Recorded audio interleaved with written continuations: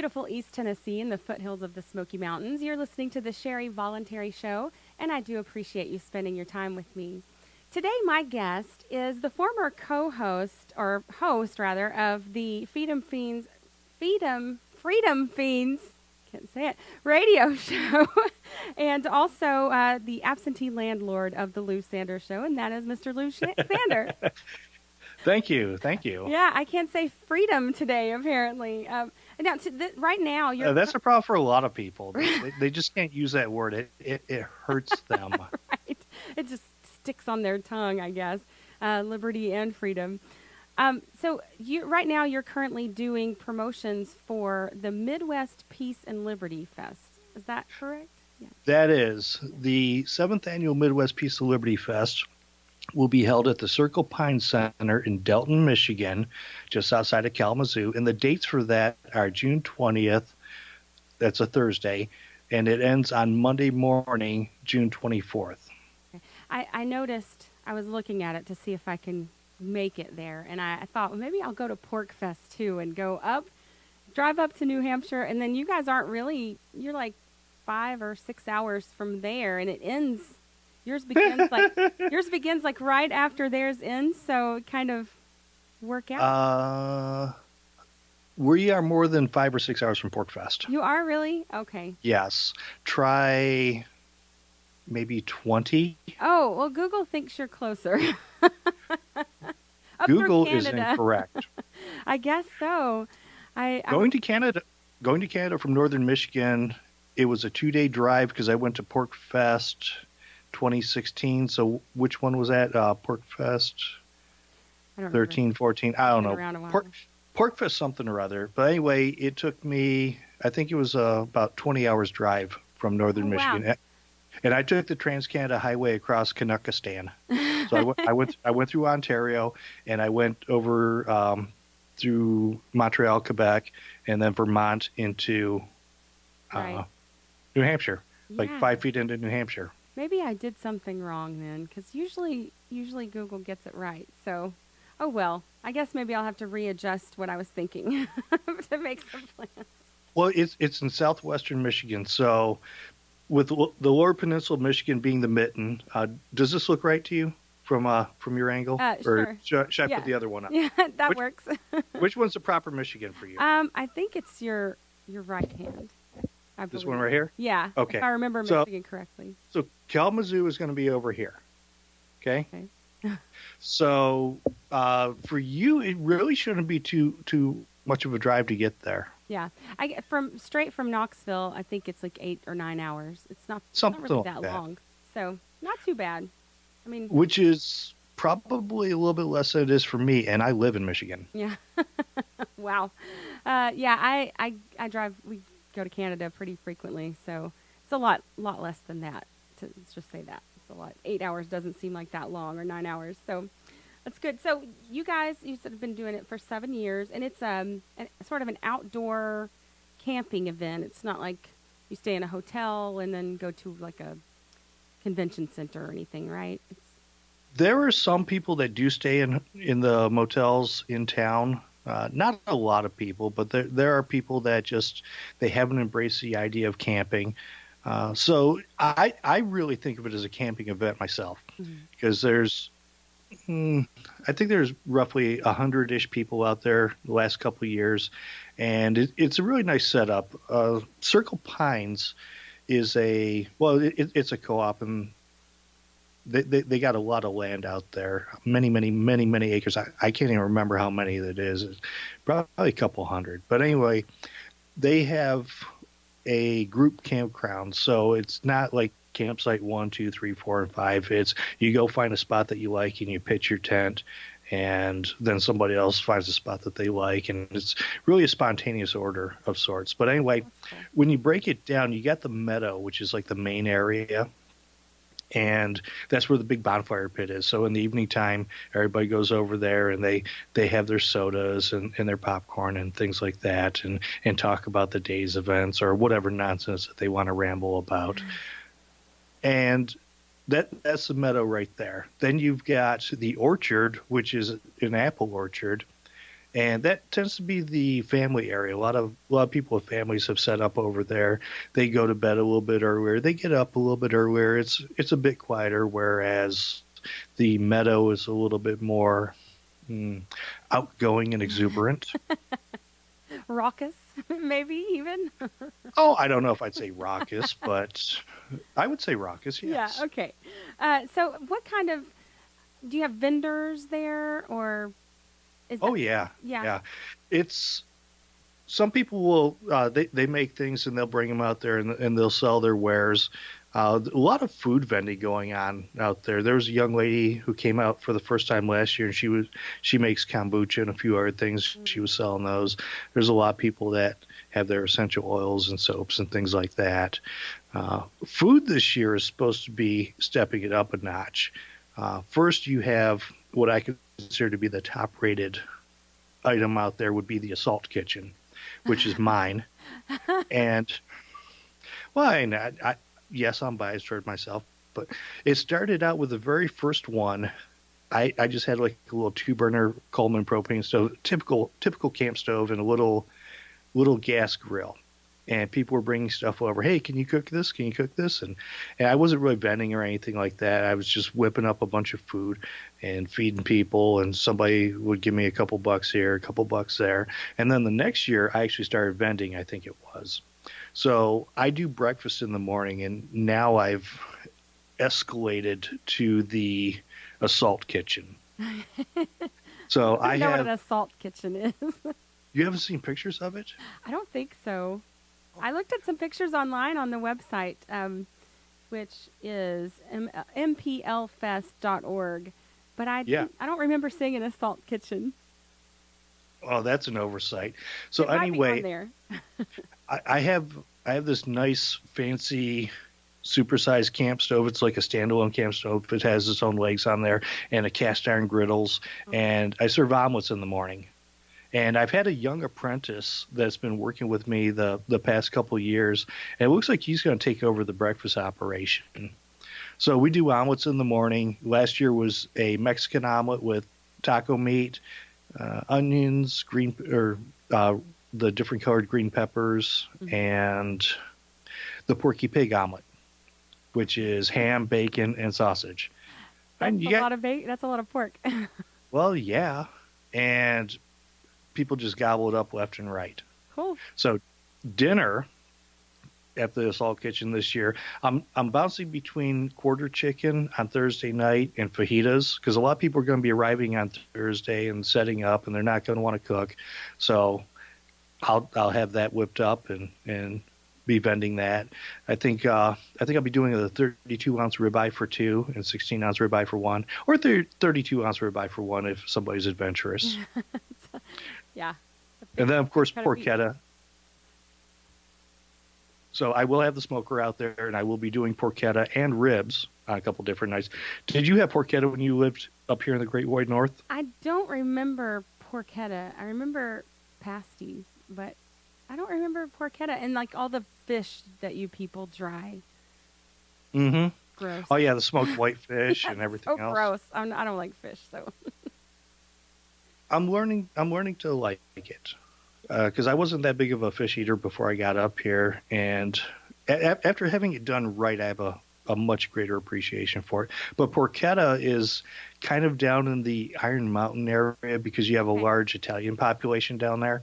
Where you were, it was a lot of Finlanders Yeah. up in the Keweenaw Peninsula. So anyway, porchetta is a pork roast, and it's got all these spices on there. The only thing that I can really tell for certain is that there's a lot of pepper in there, but it's a lot of Italian seasoning, and it comes out pretty darn good. It sounds good. So I made that last year, and people got really excited. But there's going to be another guy who's bringing out his barrel smoker, so he's probably going to be doing some ribs and probably a couple other things. Another guy, Joe, he does pork roast, usually around lunchtime. So he'll slow cook those in the cast iron Dutch oven at his campsite. Nice. So there's plenty of food to be purchased if people don't want to bring a whole bunch of stuff. Oh, and there's even more than that. There's a guy that was serving burgers and hot dogs in the evening time after everything else was closed down and people had a couple sodas in them. Oh, and they were looking for that late night snack. right. Yeah. Okay. So, what would you say the atmosphere is there? Is it more family oriented? Is it a mixture, or what would you call it? It's probably a really good mix of adult friendly and family friendly.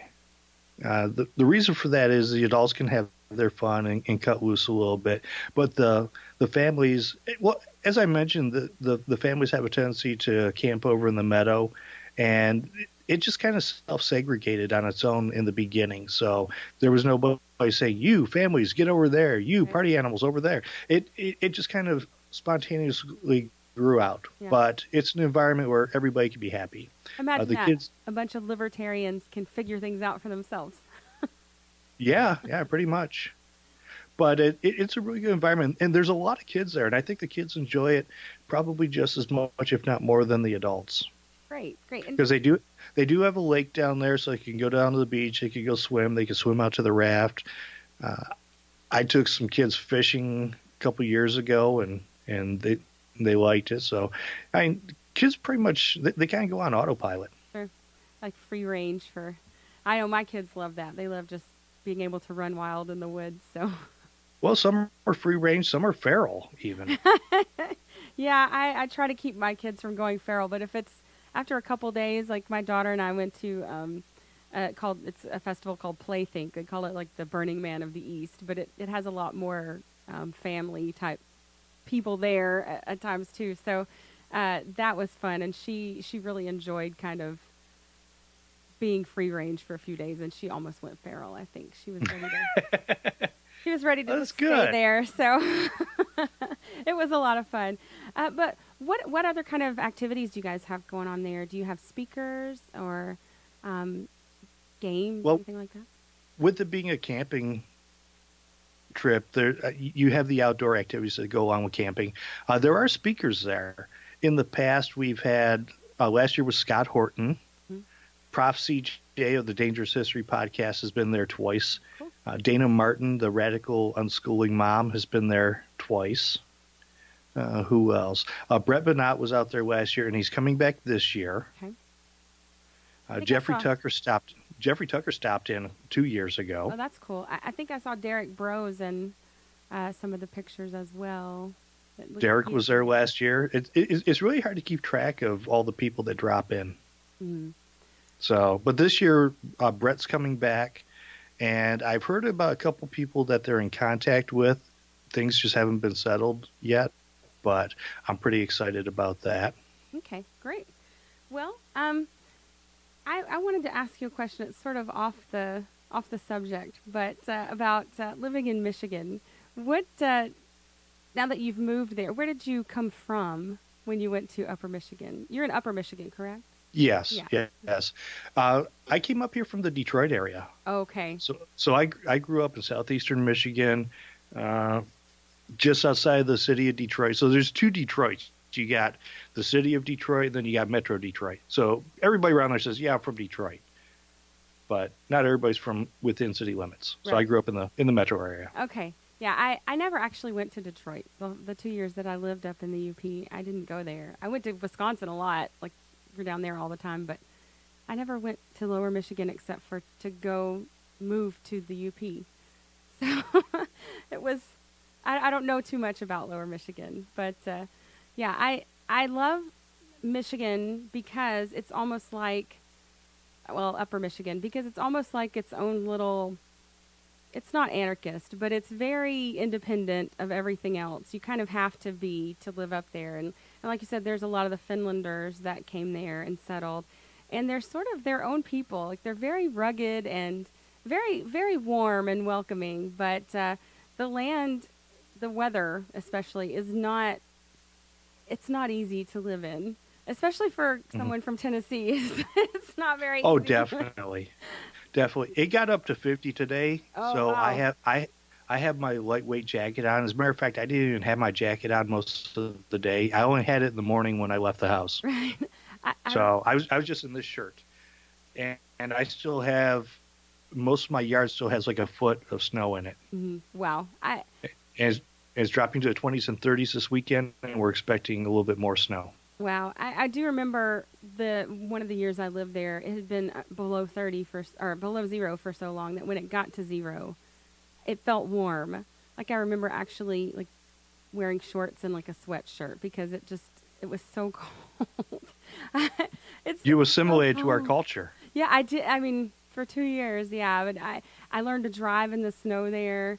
I actually learned to drive there. I didn't have a driver's license before I moved there, so I learned to drive there, and that was pretty intimidating. But I loved the UP, and one of the reasons was that it was, the people were so warm and friendly to me, but it was kind of a rugged place as well. I'm really surprised still at how many people are sort of, I mean, they don't necessarily live completely off the grid, but in the winter they'll just they've got all their supplies, they're packed in for the winter, and they'll ride their snowmobile everywhere they need to go, or not because their road doesn't get plowed or whatever it is. So I really kind It, of appreciate people that are like that.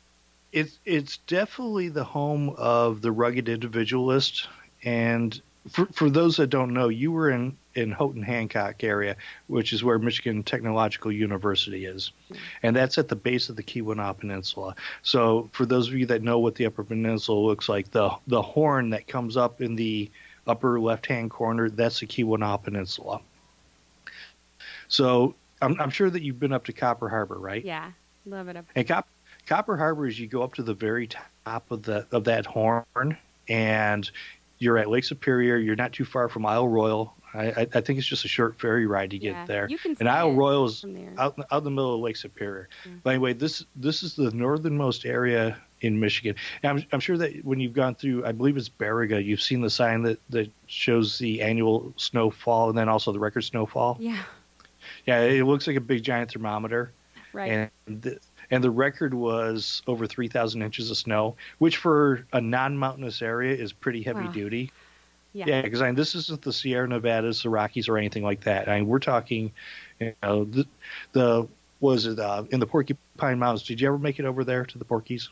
I don't remember. It's been like 19 years, so All right, I don't remember that's quite a bit. Ontonagon area. But anyway, the highest point in the Porcupine Mountains is 1,958 feet, which technically means that it's not a mountain because to be an official recognized mountain, it has to be 1,961 feet. Right. So as far as mountains go, they haven't officially been stripped of their mountainhood yet, but they're kind of like Pluto, which Pluto's not a planet. I think Pluto got robbed. Yeah, me Anyway, too. yeah, Pluto's not a Planet planet in my anymore. book. But I went up to Copper Harbor. I went camping up there last fall, and then I was also up there a couple months ago snowshoeing with some friends of mine. Mm. And did you ever go to the Fort Wilkins up there? It's the old Army fort at the State Forest Campground. Up past Hancock, up there. I'm in Copper Harbor, Yeah, all the way up. I remember going to Copper Harbor quite a few times. I don't remember the fort specifically, so I don't know. Well, it's a Civil War era fort. It's been rebuilt. Oh wow. The fort that they had, it didn't make it. It got stripped down for parts, so to speak.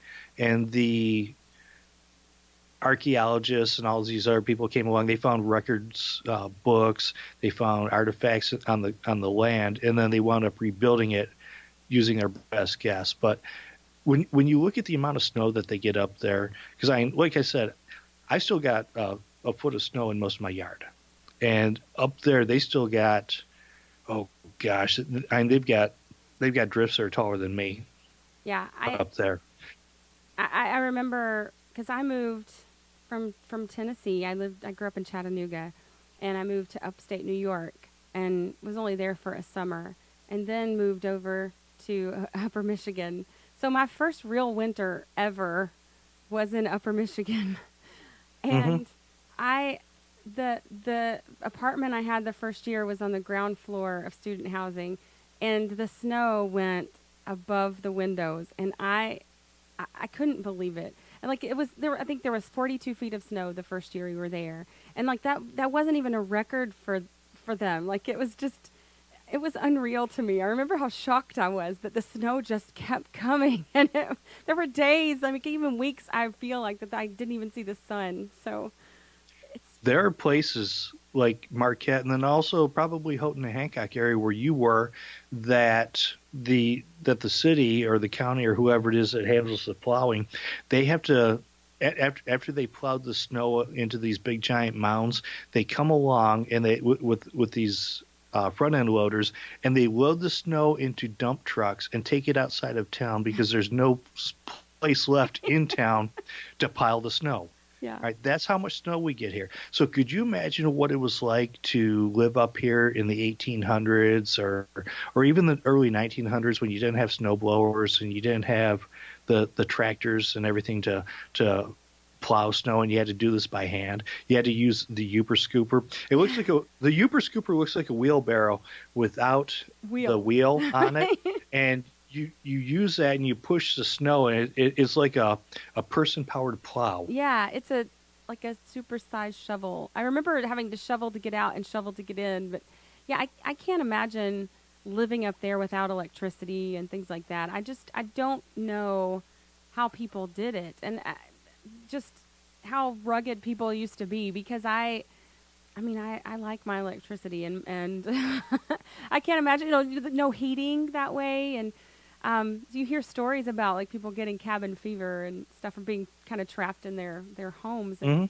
I understood that after I lived there, because that could happen to you. I mean, very easily you could get stuck in your house. So, I've seen it happen with people, but when you go back to the 1800s, like 1850 or so, when that fort was in operation, you didn't have electricity there, but you didn't have it in Knoxville, Tennessee either. but the winters are a lot milder here. Yeah, nobody had electricity, but you didn't have Gore-Tex back then. You didn't have the fancy boots and Right. clothing and everything else. You had to go kill an animal and wear its coat. Yeah, that's something I think about there now. I'm often fascinated by places that aren't very populated still, and places where it's more tough to live. And I think about, if things were to go badly, like these are places people could live, or even now. I mean, if you want to minimize the government in your life, that's really a good way to do it, is to go to some of these places that they're beyond. I mean, there's still government there. The U.S. government is still there, but they really don't care about these places too much. Stay away. We're full. Yeah. But I think, something like the snow is one of those things that keeps people from doing that. Or when I thought of ice fishing, I didn't realize that people would just drive their trucks out onto the ice. Yeah. When I was up in Copper Harbor this last time, you have Lake Superior right over there by the campground. There's this little stream that empties out there, and there's a guy out there ice fishing, and he was from Houghton, and he would go up there on the weekends for ice fishing because nobody else was going there. And he said, yeah, you got all these splake and coho and all this other stuff that comes in here. They spend most of the winter in here, but where we were at, not too far off from the shoreline, there was 2 feet of ice. Mm. He set up there because when he was out a little bit further, he was going through like 6 feet of ice. Wow. So the ice was pretty much longer or thicker than his auger could go. Right. Wow. But the population of the Upper Peninsula is 311,361 people.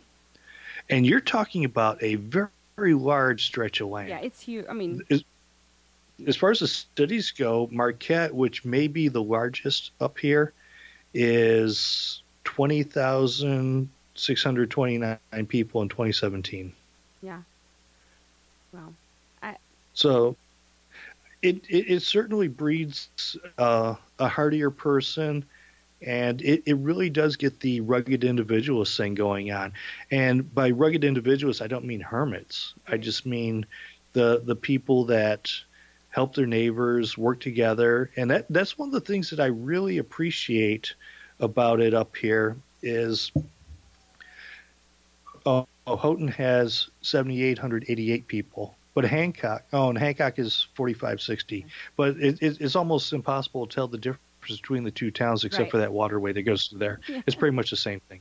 But anyway, the one of the things I saw, particularly after I moved up here, and I wasn't shocked by because I was familiar with it, is people are very, very helpful to people in need up here. Yeah. Shortly after I got up here, I was driving home from work, and there was a guy that had a load of lumber, a bunch of like 2x4s in the bed of his truck, and somehow or another, maybe he took a turn too fast or he accelerated too fast.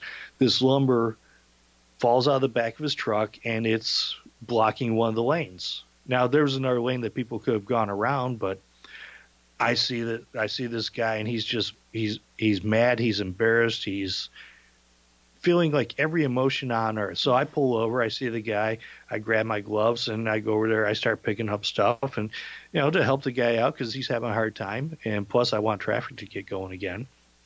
But I get out, and then I look back and I see all these other people that they pulled over the side of the road, and they come over and they start helping. And if somebody goes off the road in the ditch in the snow, the person that sees it, they'll stop, they'll call 911 or wrecker or whatever it is that they need. Well, with a lot of people having not tow trucks, but pickup trucks and four-wheel drive, they'll break out with their tow strap Yeah. and help pull them out. And that's happened with me since I've been up here. Yeah. I notice, I think for myself, my own experience, and I did experience that same kind of thing up there where I knew my mailman. We used to go and to his house and have drinks, and dinner and things like that. Like, people are just really friendly, which was a surprise, honestly, from coming from the South. I was a teenager really, and I didn't know what to expect. So I was really pleasantly surprised. And the people there are some of the nicest people I've ever, lived amongst. But they were, where I grew up was a very poor community, and it had been a factory town. It still was at that point. That was, built by the factory for its workers. And people were very often, we kind of in everybody's business. Everybody knew everybody else's business, but also they were really helpful.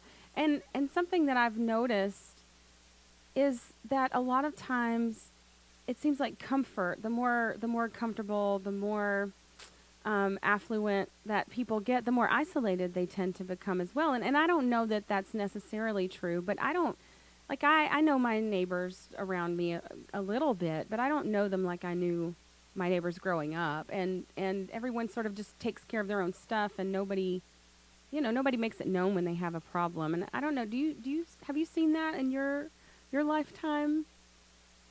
I think that we do live in a bit of a different time than what you're describing, because I remember growing up back in the 70s and early 80s that my neighborhood was very close knit. Everybody knew each other.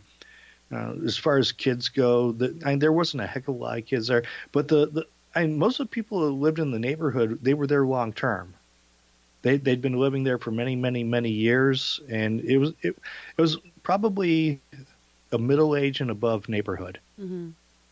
So everybody had been living there for a long time, and they'd gotten to know each other over the years. And then later on, like when I was in my 20s and 30s, I think that there was less of that community than there was before. Yeah. Because I think about it, most people, they don't live in the same house for too long. Was it the average time in a house is like 7 years, something like that? It's 5 to 7 years, I think, is what my realtor told me. Yeah, and then they move and go somewhere else, and maybe they keep in contact, maybe they don't. So I don't think you have that personalization. But what you were describing, I think you see the friendliness and then a little bit more community in the small towns. Even though people are a bit more transient than they used to be, I don't think it has had such the impact that it has here. Mm-hmm. I'm sorry, in like the larger cities. And by larger cities, I mean like 10, 15,000 people. Right. Because there's a lot of towns here that are like under 2,000 and 3,000 people. Yeah, I loved it up there. I really did, and I always often thought if I could have a cabin for the summer months, like the 2 weeks of summer that you guys have, I would love it out there. It's a little bit longer than that, but Summer is scheduled to fall on a weekend this year. We're Yeah, pretty excited about that's that. great. But I do see, because you do have these smaller neighborhoods. Like the town that I live in is like 80 people, something like that. They combine it with another township to get up to like 130. hmm Wow. Okay, so it's pretty small. But like my neighbors, when it snows, we're out there helping each other if the plow comes through and we got the big giant mountain of ice and crud from the Mhm. plow coming through. Right. We help each other out with breaking that down, Yeah. so we can get in and out of our driveways. But what's really nice is there's a lot of private roads up here because the UP it's very large, it's very expansive, and you don't have a lot of dense populations. You have a lot of these areas where you'll have a few square miles with just a couple different houses on it. So you have a lot of private roads out there, Right. and these private roads are maintained by the people that live out there. Okay. Now, most of the people with pickup trucks up here, or at least a significant portion, they have plows on there. Now, not necessarily because they go out and plow in the wintertime to make a living, but it's just people up here have plows on their vehicles. Kind of have It, to. yeah, in many cases you have to. Yeah. And if you live on a farm, or you live on a long driveway, or if you live on a road that the county or the city or whoever it is doesn't take very good care of, you got to do it yourself. And that's one of the things that you get up here is you get that do it yourself. We're going to take care of our own type thing. Right. So I know a lot of people that they live on these private roads, and most of them are dirt roads because you don't really need fancy concrete and cobblestone and all that other stuff for these backwoods roads. And they take care of the grading themselves. They take care of the plowing, and they don't have any problems with it. Right. They all know each other, and they form a bond by cooperation. Yeah. I think maybe what we were saying about the community aspect of it, it seems to me too, when you live in like a situation where it's a little dangerous, that if someone's stranded on the side of the road, they're going to die if nobody helps them, right? So maybe that's a little bit, because my producer used to live in Alaska as well, and it was the same way. He said, if someone's stranded, you take care of them, because like they can literally just die from getting too cold there. So that might have a big impact. Right after I moved up here, I had heard a story, and I don't know how true it was. I think that it may have been exaggerated a little bit, but there were a couple women from like Iowa or Nebraska or somewhere out there in the Midwest, and they had car trouble. They got stuck in the snow, like on some backwoods road up by Lake Superior. So you know what I'm talking about. Yeah. And from what I heard, they were stuck out there for like 2 weeks. They would run the heater of the car. The 2 weeks sounds a little bit exaggerated to me. But anyway, Imagine they'd live for 2 weeks out there. all right, so let's say they're out there for 2 or 3 days, which is bad enough. Yeah. So you're looking at I had temperatures that were minus 20, minus 30 overnight. Yeah. That's not wind chill. That's the temperatures. Right. So you have those type of temperatures. You have snow coming down. They got stuck in the snow, and they're out there for, let's call it 2 or 3 days. And they survived on Girl Scout cookies and running the motor in the car heater every once in a while to warm up. Wow. It's no joke. It's no joke out there. I used to live in western Colorado too, and it's sort of the same thing in the High Plains Desert. Like it's no joke. It's a really you can get in a bad situation very quickly if you're not respectful of the fact that this is a dangerous place. As you know, the elements can be very dangerous. So a lot of us living in cities, we don't really understand that anymore, because it's not. You're not going to get killed usually by the weather. It's going to be somebody else or something, but not. Right. You don't have to be afraid of getting, off in a ditch or something. People will come by, but, out there, that may not be the case. But I did want to ask you, too, about the secession movement in Upper Michigan. Now, I know when I said say ya to the UP, that is the expression that started because they wanted you to say ya because they wanted to secede from Lower Michigan, or either be their own state or be part of Wisconsin. Is that still a thing anymore, or is it just sort of a passing fun phrase now? That's kind of like the Rocky Horror secession movement. It's kind of like a cult classic. Right. So my understanding of it is it started in the 70s, and they wanted to take like the northern portion of the Mitten, so lower Michigan, all of the UP, and I think northeastern Wisconsin or northern Wisconsin, and it was supposed to be the Free State of Superior. Well, So I don't know what really ever happened out of it. I heard about it a couple years ago, and there's a guy, Chad Stevens. You probably know him. He's talked a lot about it. I don't know if he picked up the mantle or if he was just chatting about it, but he talked about it, and it says, Chad, I wish you luck in your project. And the first thing I'm going to do after you're successful is I'm going to secede from the Free State of Superior. right. Yeah. I mean, it says the Free State, but I don't know.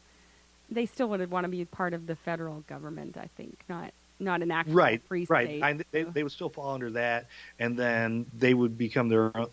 They would just create a new tyrannical government, but under new management. Yeah. Because that is how it always goes. Yeah. I had heard it was because of the tax situation with most of the population being in Lower Michigan, and I remember the roads up there are terrible. The roads in Michigan are terrible everywhere. Yeah. As a matter of fact, and this is why I'm an anarchist, and I don't believe in democracy and republics and all that other nonsense, magic parchment protections or anything else. There was a couple years ago, there was a big giant gas tax increase on the ballot. So it went to a referendum, and it got killed like 80% to 20%. It may have been 81-19.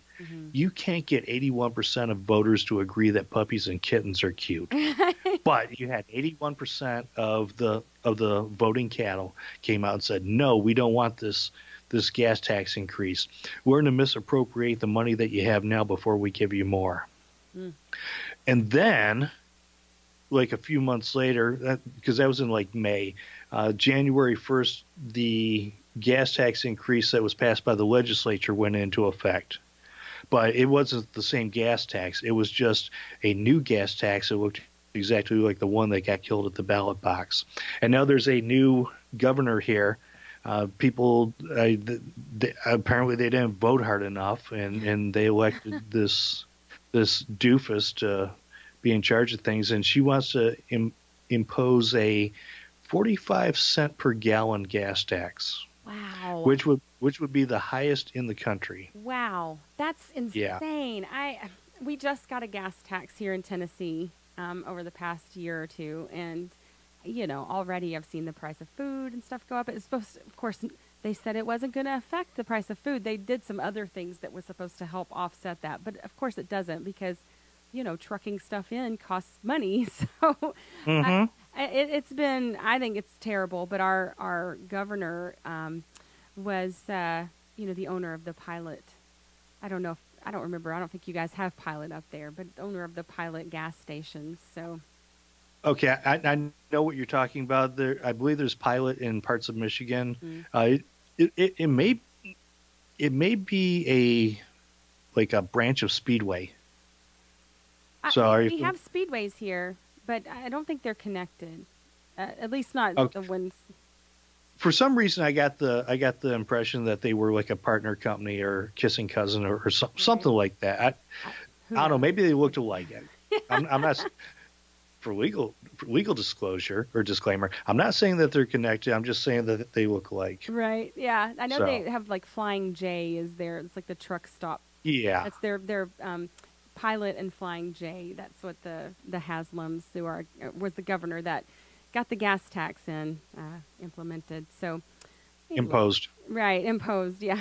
And it's I mean, of course it's disastrous, but my point with the UP and Upper Wisconsin there wanting to secede was it was because of the taxation, but not because they didn't want taxes anymore. It wasn't for like this great freedom thing. It was because they wanted more taxes sent their way to take care of roads and things like that, because most of that money goes to the lower portion of Michigan because there's more people there. So they were upset about that. Not that they were actually being taxed, but that they didn't get any of that money, are they? While you and I were waiting to connect, I was feeding the cats. And by the way, they're scratching at the door to get in here right now. But I was feeding the cats. I was trying to take a picture of them because I wanted to meme them. When I give them their wet food in the evening time, I don't know if you've ever seen the video that I posted of it. They turn into a couple of lunatics. I just couldn't get a good picture.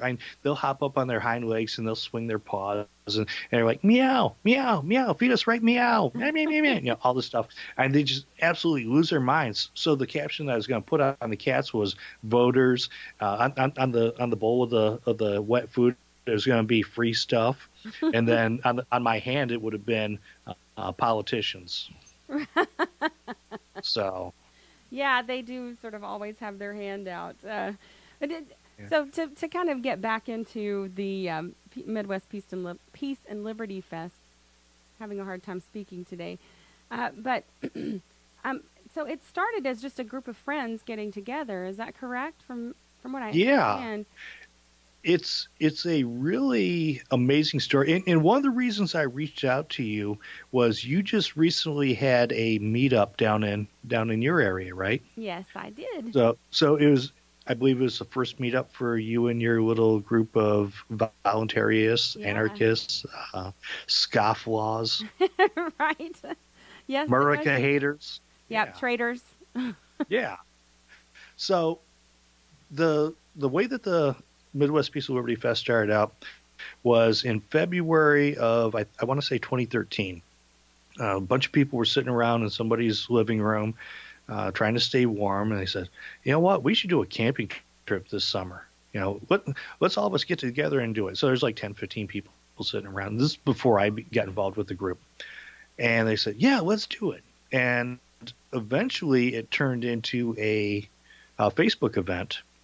And by seeing the event, because at this time I was still pretty new to my small L libertarianism, anarchism, voluntarism, whatever you want to call it, and I was pretty isolated because I didn't really know anybody that felt the same way I did.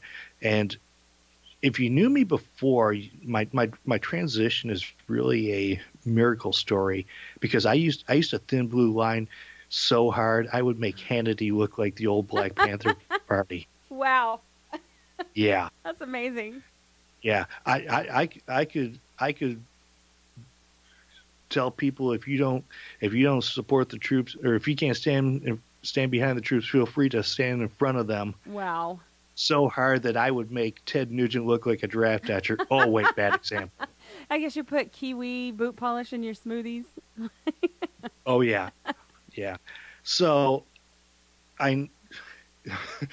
this is embarrassing, but okay. So bless me, Father, for I have sinned. I had a very impure thought. After the brouhaha in 2008 and everything starts sliding downhill, I says to myself, wow, I guess this free market capitalism isn't really working out. I guess it's failed and the government needs to step in. To suspend free market principles in order to save the free market, like George Yes. said. So at this time, and actually seeing that and really wondering about it is kind of what got me interested in economics. I was thinking, well, how does this stuff work? Because I hear these idiots on the TV, and I like what he says, but I don't know if he's right or not. But he says the things that I like, or that I'm supposed to like, because he's my party and everything else. So I started looking into economics, and I started off with some really, really mainstream stuff. I didn't really learn a whole lot, and I saw Tom Woods on the Glenn Beck show, because at that time I was exploring libertarianism, and you can't be a real libertarian if you don't listen to Glenn Beck, right? Right. He's a libertarian. That's right. Yeah. Sure. Everybody's a libertarian these right days. Bill Maher's a libertarian. So anyway, I'm watching Tom Woods on there, and he starts talking about the forgotten depression of 1920 and 21, and I'm like, have I never heard of this, or have I actually forgotten it? And it turns out that I'd never heard of it, because that's not something that they teach in school. Okay. So I wind up Googling the Forgotten Depression 1920 and 21. I find his article on his website. I find a link to a YouTube video. And that was the first time I wound up watching a YouTube video, because YouTube was still kind of new-ish at the time. So anyway, I started learning all this stuff. I started understanding it. And then boop, I'm an anarchist. Fine, there's a little bit more to it than that, but Sure. not much. Not Yeah. much. There was a lot of learning and a lot of rethinking. And there's a phrase that I've heard that uh, if you're 30 years old and you still believe the stuff that you believed at 20 or 40 or whatever, it just means that you've never had original thought in your lifetime. It's true. I think that's true for most people. That I know as I've changed so much since the time I was 20 that I'm really a different person, and especially in the past few years since I've become an anarchist. I'm just a really different person. The way I look at the world is completely different. And I don't, I think people have been, my old friends and my family, have been a bit confused about that and a bit taken aback because I used to be a huge neocon. I loved the military. I was going to go into the military after high school. Um, at least I like I'm a really, recovering neocon also. yeah, yeah, and you do have to recover from it. Like it's still it's such a the indoctrination is so pervasive. In public schools and in just everything that you see coming from television. It's even in the sports. My daughter, who is 8, was watching some kids show on YouTube one day, and there was an advertisement for the Army. And she looks at me and she said, "Was that for the military?" And I said, "Yeah." And she said, "Give me a rail gun so I can shoot the TV." Like, yeah, that's my girl. But Unlike just as a little child, they were already targeting that Mhm. particular show to put a military commercial in. So I think it's really it's something special when people can get outside that box. I really do believe that, because it is almost miraculous because of everything you're taught is virtuous in this country right now, is obedience and to respect the authority. And so it really takes that sort of looking at yourself and going, okay, where have I done this? And I don't know, there's kind of a sadness that came with it. And sometimes I think back and I go, gosh, I was such an asshole. I just, I really, I mean, a lot of people probably believe I'm still an asshole now, but I believed in it, but because I was told to, and because I was told that's what makes a good person. Because it's not just that those things are good; it's that you're virtuous because you obey them and you believe them, and so that's why I think it's so hard sometimes when I speak to people about corruption in police or whatever. They get so offended, but not because they're about the facts, what they should be offended about, that a police officer raped somebody or beat them to death or whatever. That's what they should be offended about, but they're more offended that you brought it up and that you're saying there's a problem within the police as a whole. They just cannot tolerate that because it's disobedient and it's not virtuous to them. Mhm. Yeah, unlike most neocons, I am a veteran. So I was stationed in Germany when the Berlin Wall came down. Oh, wow. It's funny when I went into the military, the Russians were the enemy, Saddam Hussein was an ally, and by the time I was completed with all my military time, Saddam Hussein was the enemy, and Russians were training at Fort Leonard Wood, Missouri. Oh, wow.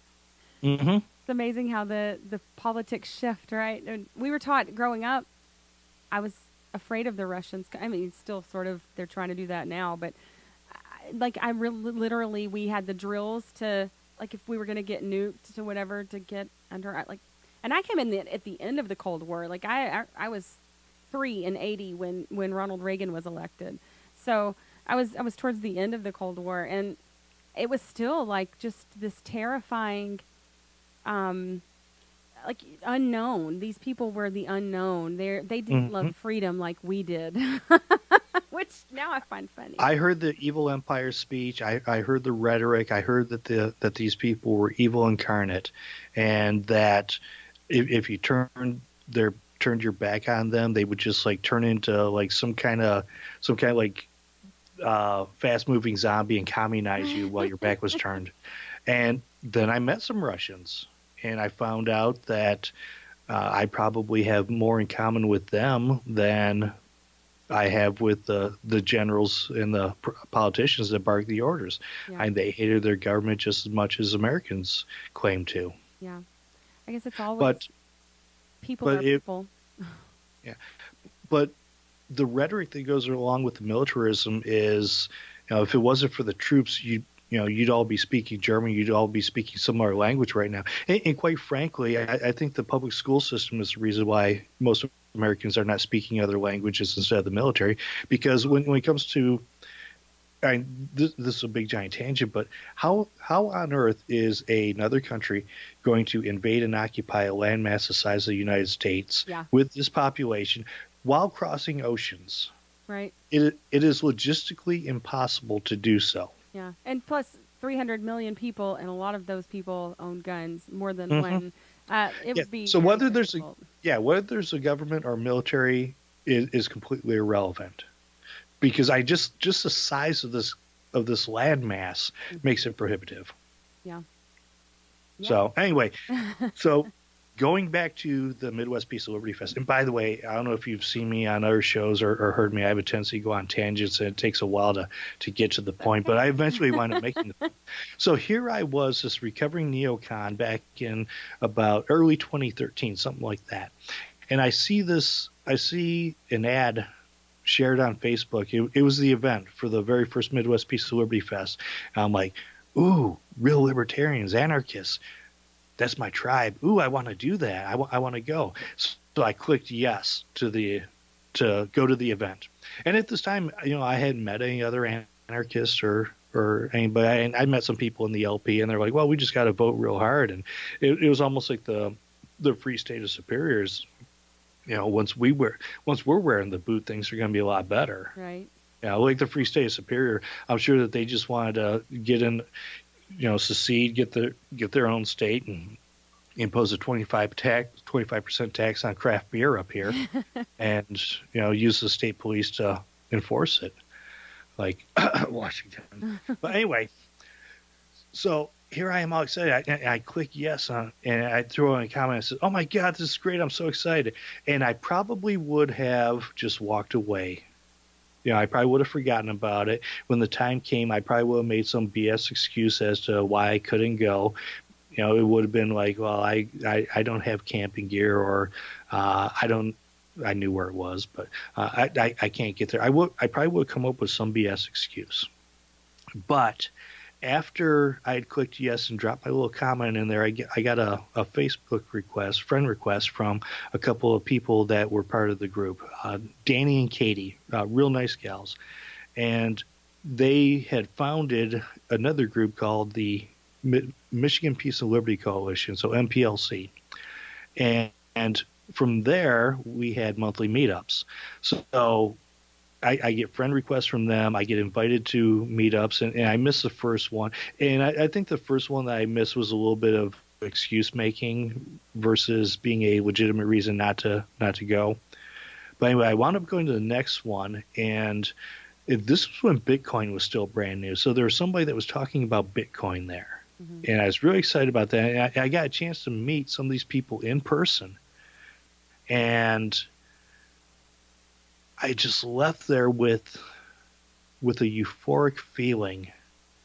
And it wasn't because I was doing drugs or drinking or smoking really strong cigarettes or eating bunches of dark chocolate.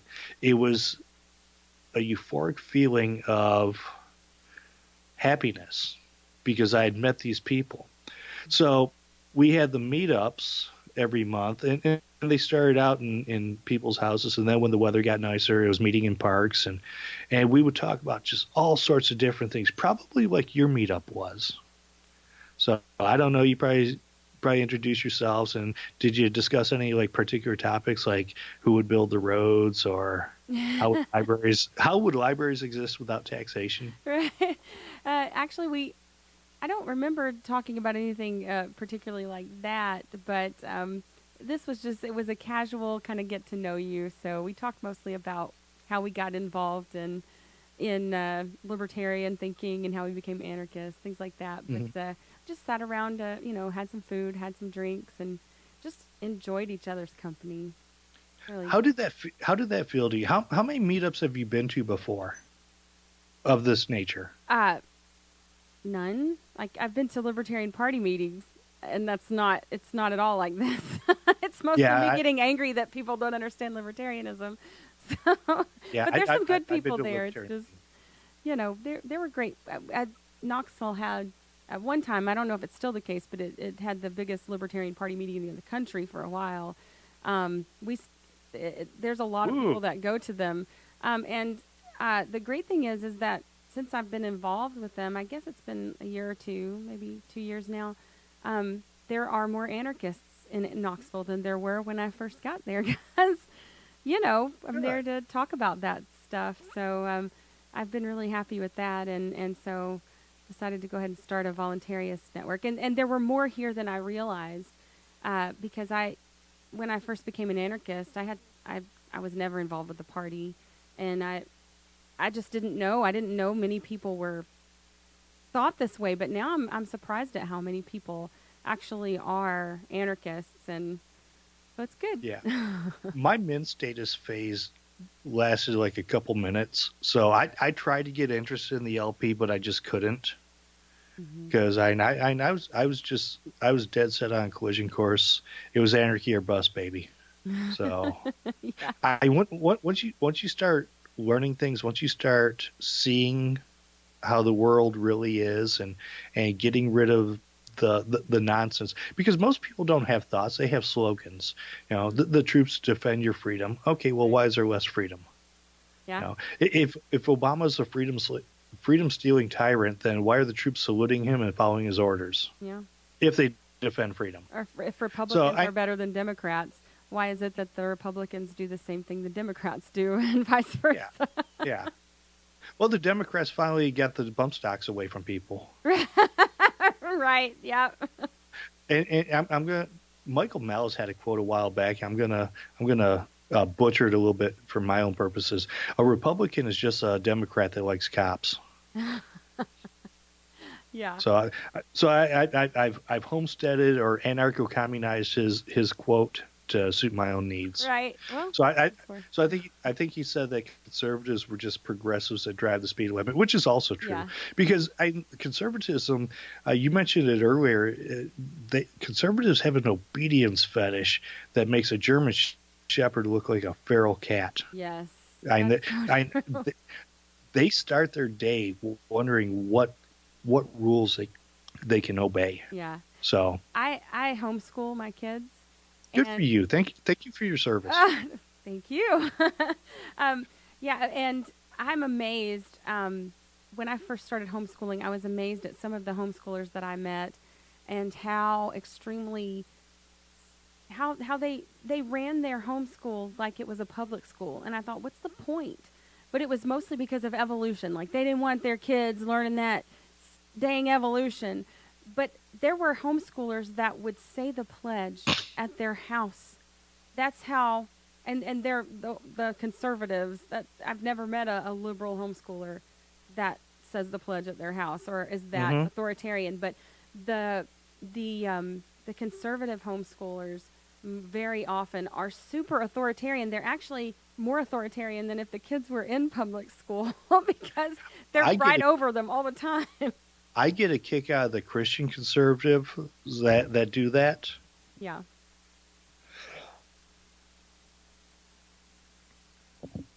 The second commandment of the Church of Statism is the right to keep and worship false gods and idols shall not be infringed. That's pretty good. I like that. Fine, I just call it like I see it. Yeah. But it's true. Now, that's something else that was a rarity for me. And when people come to Liberty Fest, they're going to see a majority of kids that are homeschooled and unschooled. Excuse me. Sure.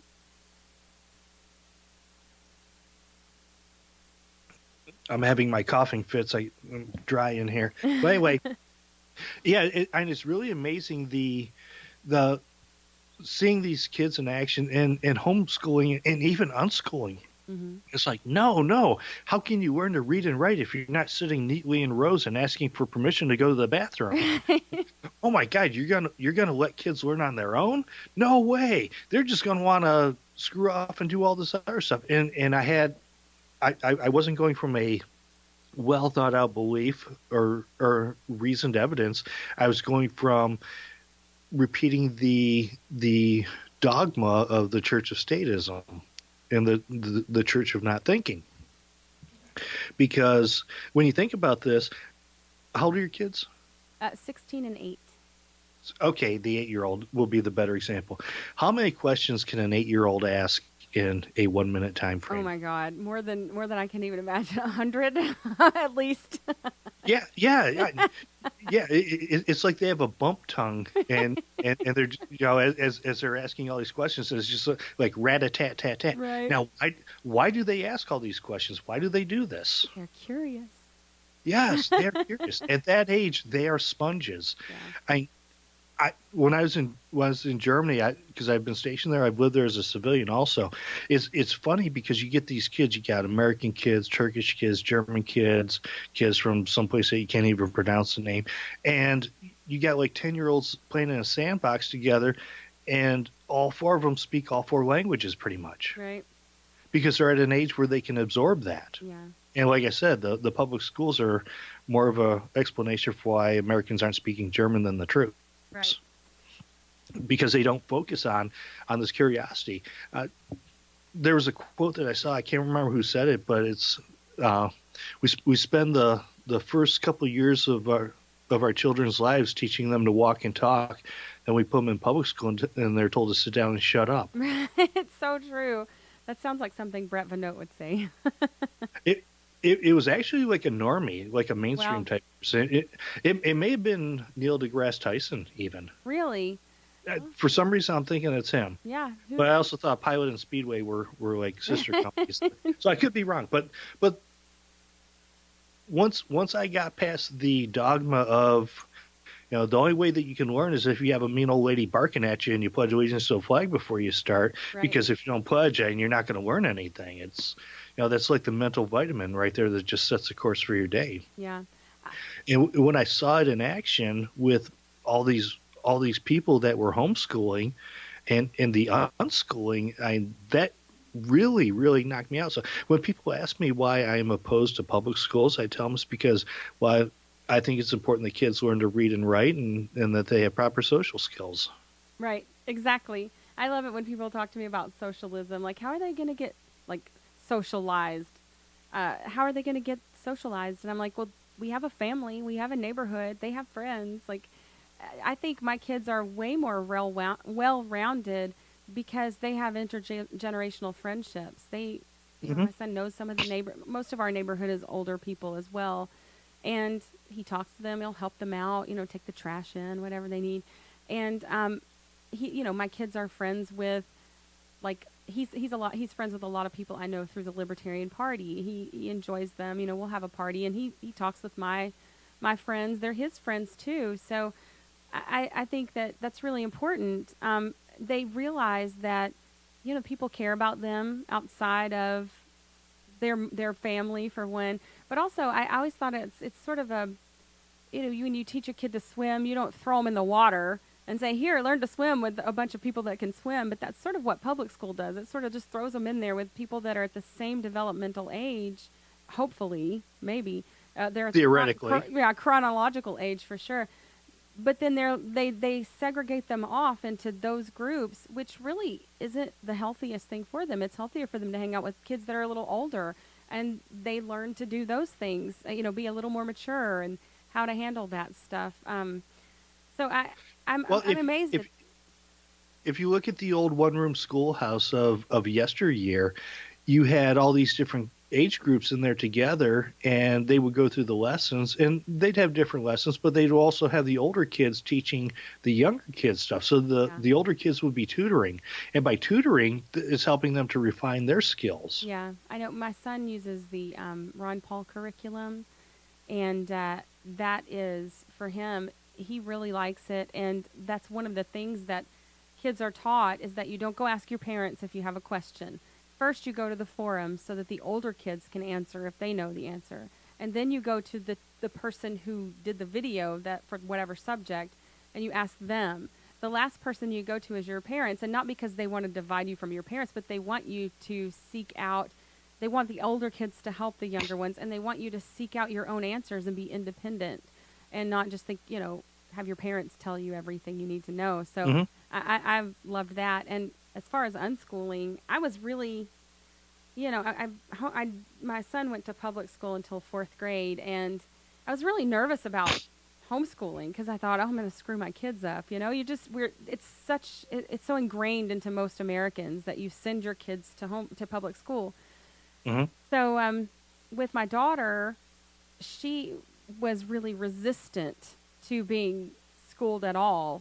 And so I was trying to teach her to read, and she's just one of those people. She doesn't like to be told what to do at all, even if she doesn't know something. I have no idea where she gets that from.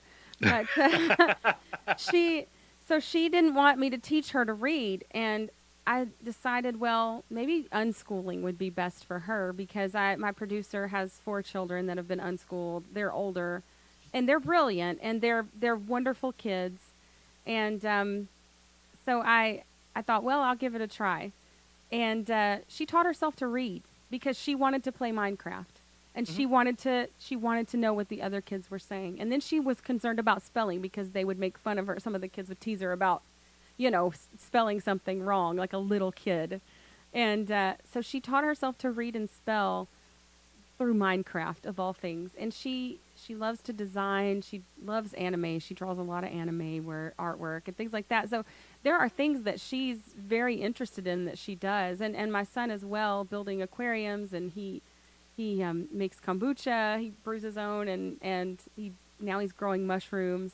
So, like, kids will do things, even if you're concerned that they're just going to play video games or whatever. Like, I'm not the kind of unschooler that said, well, you can do whatever you want. But I let her play Minecraft because she was learning to read. It was working. So I'm like, wow, this is amazing, because she wanted to do it. So they didn't necessarily need me to do that. Just facilitate their own interests, and they will Get out learn of the way. things. Yeah, get out of the way.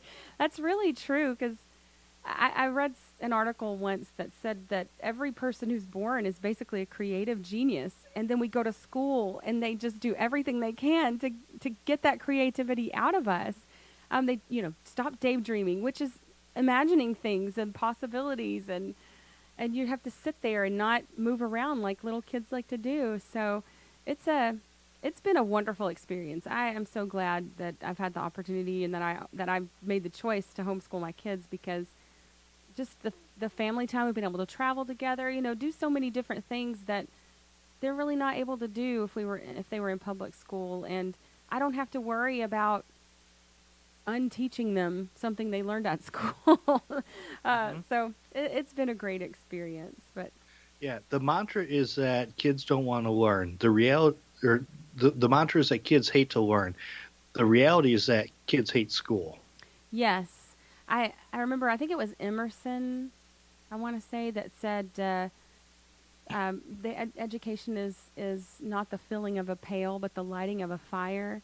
And so I think that's exactly the public school system versus homeschooling is. They want you to fill the pail. They want to put in this is the test that we're going to have, so we're going to teach you everything that you need to know to pass this test. Whereas with the way that most libertarians homeschool or unschool is, they let the child kind of determine what their interests are and learn everything they can through that. And I mean, there's hardly anything you can't learn math through or science through. Like, there's so many things that kids do that are fun, that they learn a lot, or just how to, entertain themselves and interact with people and negotiate. Those things are really important, and they learn those things. Or just learning to speak when they're little infants. Yeah. Because you got to figure they have absolutely no experience with speaking. They have no idea about it, and yet they learn that they can pick up the language without ever going to a school because they listen to their parents. They start out by mimicking what they hear, and eventually they start learning sentences and everything else. So this notion that kids won't learn to read and write, meaning communicate, because they don't have some government goon telling them how to do it, is nonsense, because They learn how to communicate with no prior experience. At Right. least when they go to schools, they have some experience in communication. They're just learning a new form of it. Right. Where before they had nothing, doodly squat. They knew how to cry, and they didn't even know how to do that. It's just something they did. Right. So many of the great thinkers that people look to and for inspiration or guidance or philosophers didn't go to a public school setting. They didn't maybe didn't go to school at all. So So many of them are autodidacts. right. I think I for me personally, I didn't go to college. I went to photography school later on for like a year, but I didn't go to college. But people generally don't know that because I like to read and I've read a lot and on a lot of different subjects. I have a lot of different interests, and generally when I'm out talking, adulting with other adults, they'll say, "Where did you go to school? What's your degree in?" and whatever. And I'm like, I don't have one. I don't have a degree. But people expect that if you're intelligent, that you have a degree, and they really do equate the two things, intelligence with how much school you've had. It's really sad because I think everybody knows people who are super intelligent. They didn't need school to be that, and just reciting things is not intelligence. It's Like very Mark different. Twain says, I never let school get in the way of my education. Right. I have an associate's receipt from a community college, and people generally think that I have at least a bachelor's, if not a master's degree, with the things that I know. And I got it from reading. I got it from a curiosity. Mm-hmm. And after graduating high school, I read very little for pleasure. I didn't read anything intellectual to learn. I didn't read like fiction. It was a good while before I started reading for pleasure again, because quite frankly, the public schools beat that curiosity and that desire out of me. Yeah, it's sort of you have to take it back, re-earn it. Hmm. I've always been interested in the arts, and so and different crafts and things like that. So that has always been around. But yeah, I don't know. I just knew after high school, which I barely made it through high school, that I did not. I didn't want to go to college. Like I I'm was in so the done bottom with. four of my high school class. I'm I was in the maybe, I bottom don't four of remember. graduates. It's amazing, and then we get out and take care of ourselves. It's interesting, but Yeah, somehow we survived. So getting back to the fest, if you, for your listeners that are curious about homeschooling or unschooling, when you come to the fest, you'll get an opportunity to meet homeschoolers and unschoolers and exchange ideas, even make contacts, because probably the biggest thing about Liberty Fest to me is the contacts that you make, because there's people that they know a lot about homeschooling. So if that, like I said, if that's something that you're interested in, you can talk to these people. You can meet their kids. You can see how bright they are. You can see how well adjusted they are, because that's probably the biggest thing that I see out of the homeschooled kids is how well adjusted they are. They're not well behaved. They're well adjusted. yeah, They're not. It's not that they're obedient and good citizens. It's that they're not jerks. right. And they know how to speak to lots of different kinds of people because Hmm. they encounter them in their everyday life. But it's been great having you on. I'm going to give the website again. It is, let me pull it up here. The MPLfest.org. Yes. And this, why should people go? This is the most important Liberty Fest of our lifetimes. It is your right, it is your duty, and it is your privilege to attend the 7th annual Midwest Peace and Liberty Fest held at the Circle Pines Center in Delton, Michigan, just outside of Kalamazoo, from Thursday, June 20th through Monday, June 24th. And on the very last morning, on Monday morning, we have like a stone soup breakfast where Oh, cool. people will bring leftover bacon, potatoes, eggs, all this other stuff, and I will cook up like a big giant breakfast for everybody that's still there and breaking down and everything else. And it's this beautiful spontaneous order where people bring all the stuff over, and then you got like this big beautiful buffet. Somebody will bring over some strawberries, somebody will bring over some other fruits, and you have this big giant table with all the stuff there, and it's really a good family atmosphere. So I would strongly encourage people to get out there, and you can meet great people like Sherry, because Sherry, you're going to be there, right? I'm gonna try. I'm working on seeing if I can make it. Well, there's got to be no shortage of desire. No, there is no shortage of desire. I would really love to go. So, But the biggest thing about this, the connections, the things that you can learn, it's not just the homeschooling. I mean, there's people there that do all sorts of things, and that is how you get by as things get worse. I've embraced the philosophy of kind of going Galt, so to speak, or I embrace collapsitarianism. I'm just not going to be underneath it like everybody else is when it happens. I worry about myself and my friends and the people that I can help. yeah. The rest of them, well, you do triage. You make them comfortable, give them drugs, and leave them to die. You do what you can for who you can, and Yes. I think communities for people like us who are really very marginalized. No, there aren't going to be, as far as I see, it's not going to become this anarchist like place very very soon. No. Tennessee, or especially East Tennessee, or the United States. So we sort of really have to make our own communities, and that's one of the things Facebook is great for. That social media, I should say, not necessarily Facebook, but When you're social not in media is Facebook great jail. yeah, not yet, not right now. But I am. I think you stay there a pretty good bit, don't you? This year I have. Yeah. But So anyway, yeah, I think that's a great use of social media. But when you can get together in real life, there's just nothing like that. There's nothing like, people want to be, every human person is just biologically needs that group of people that get them. And some of us don't even have that in our own families. So in order to be around people that understand what you're talking about, you don't have to explain everything and aren't going to attack you for saying, the cops are terrible. Like, you need that place where everybody accepts you and understands you, and that you can find your position in. So, a friend described it as a big giant group therapy session. yeah, I could see that. That's interesting. Yeah, makes sense. Well, anyway, thank All you right, very much yeah. for having me on. I'm not opposed to podcasts. I'm opposed to illegal podcasts. So I'm glad that this was a legal one. Oh, okay. All right. Take care. Because we can't have illegal podcasting going on. No, that'd be wrong. Because doing things that are illegal are wrong. Makes you a bad person. Right. Well, thank you so much, Lou. I do appreciate you coming on. And that's it for us this week. Guys, you can catch the Sherry Voluntary Show on Little L Productions, along with shows like Godarchy with Mike Meharry and Sports Ball with Mike and Alan. So until next time, peace.